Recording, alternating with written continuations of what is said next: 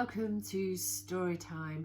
My name is Liz, and as always, it's lovely to have you with me today, wherever you are watching in the great big wide round world. I hope, as always, you are feeling good.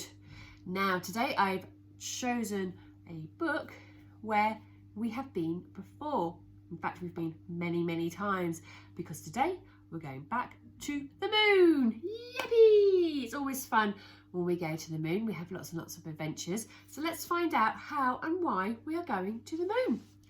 Because today we're going to be reading this book. Now, what can we see on the front cover? Can you tell me? Can you see? Oh, yes, well done. We've got a rather resplendent red rocket.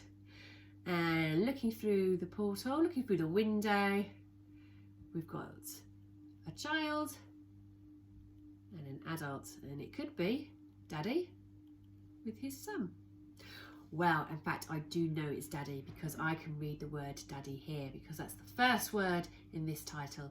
It's Daddy on the Moon. Hey! And it's written by Cressida Cowell and illustrated by Ed Eves. So, let's find out what happens in Daddy on the Moon. It was bedtime, and Sam was very unhappy. Sam was unhappy on the stairs. Sam was unhappy in the bath. Sam was so unhappy in the bedroom that he threw his moon rocket up against the wall and it broke. It broke in two, and now Sam was really unhappy. Sam's mummy said, "I can mend it, darling. I'm a qualified mechanic." But Sam said, "I want Daddy to mend it." Daddy couldn't mend it because Daddy wasn't right here at this moment. Daddy was working far away. But tonight he was flying through the night and the dark and the stars to be back home tomorrow morning. Daddy would be here tomorrow morning. Daddy would be here tomorrow morning. Daddy would be here tomorrow morning. But he wasn't here now. At that moment, something tapped on the window. It was a big, friendly digger. "I want my Daddy now," said Sam. "Okay," said the digger. "Just hop in my scoop and we'll find your Daddy." So Sam hopped into the digger's scoop, and Sam and the digger rolled away through the night looking for Sam's Daddy. "What does your Daddy look like?" asked the digger. "He's 6'4" and he's good at everything," said Sam. Sam and the digger rolled for miles and miles, but they couldn't find Sam's Daddy anywhere. Suddenly, down sped a rescue helicopter. "I want my Daddy now, please," said Sam to the rescue helicopter. "Okay," said the rescue helicopter. "Climb aboard, but don't touch anything." "Mayday, mayday, red alert! We have a lost Sam's Daddy, 7'2" and eyes of blue." So Sam and the rescue helicopter sped through the night, but they couldn't find Sam's Daddy, however fast they went.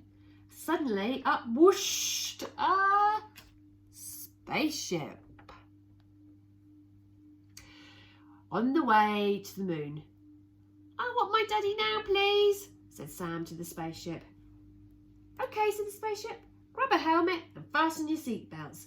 We're about to find your Daddy in space." So Sam and the spaceship blasted their way through Earth's atmosphere and spread through millions and millions of miles of inky blackness until they landed on the moon.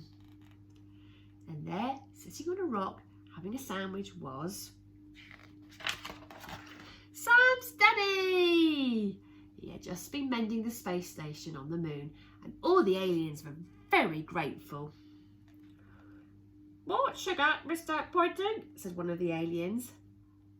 "Oh, Mr. Pointing, you are a mechanical genius," said the other aliens all together.